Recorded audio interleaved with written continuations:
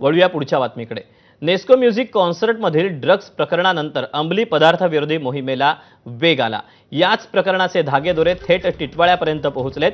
टिटवाळ्यातून तब्बल 5000 एक्स्टसीच्या गोळ्या जप्त करण्यात आल्यात। जप्त केलेल्या ड्रग्जची किंमत 6 कोटी रुपयांच्या घरात आहे। या प्रकरणात साकीनाका पोलिसांनी अश्विनी पॉल नावाच्या महिलेला अटक केली। पोलिसांनी तिच्या टिटवाळ्यातील घराची झडती घेतली असता 6 कोटींचं ड्रग्ज सापडलं।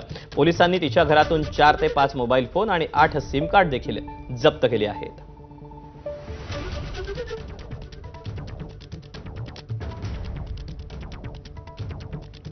टिटवाळ्यातून जप्त केलेल्या 5000 एक्स्टसी गोळ्यांमधील काहींवर मर्सिडीज असा उल्लेख आहे, तर नेस्को प्रकरणी आरोपी विनीत गेरेलानीच्या घरातून जप्त केलेल्या एक्स्टसीच्या गोळ्यांवरही मर्सिडीज असा उल्लेख आहे। त्यामुळे या दोन्ही प्रकरणांचा काही संबंध आहे का याचा देखील अंमली पदार्थ विरोधी कक्षाकडून तपास केला जातोय। एएनसीच्या घाटकोपर युनिटनं साकीनाक्यावरून इरफान अन्सारीला 200 एक्स्टसी गोळ्यांसह अटक केली होती। त्यांच्या चौकशीत अश्विनी फ्रान्सिस पॉल नावाच्या महिलेचं नाव समोर आलं।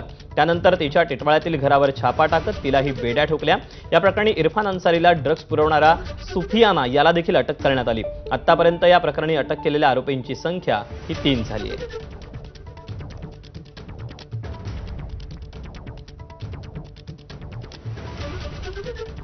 डान्स बारमध्ये काम करणारी अश्विनी पॉल आता ड्रग्ज सप्लायर बनली आहे।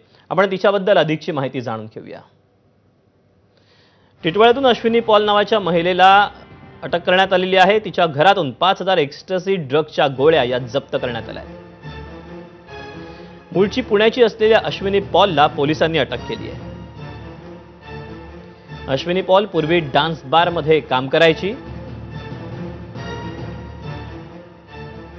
डान्स बारमधील काम सोडल्यानंतर ती ड्रग्ज सप्लायर बनली। अश्विनी पॉलची 2 लग्न झाली आहेत। तिचा पती याची पार्श्वभूमी देखील गुन्हेगारीची राहिली आहे। अश्विनी पॉल सध्या टिटवाळ्यात वास्तव्याला असते।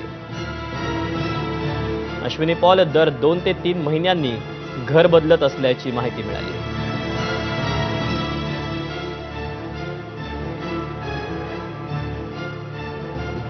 नागपुरातील युनिव्हर्सल मल्टीपर्पज सोसायटी या नामांकित एनजीओ मध्ये काम करणाऱ्या हिंदू महिला कर्मचाऱ्यांवर इस्लामी रूढी परंपरा पाळण्यासाठी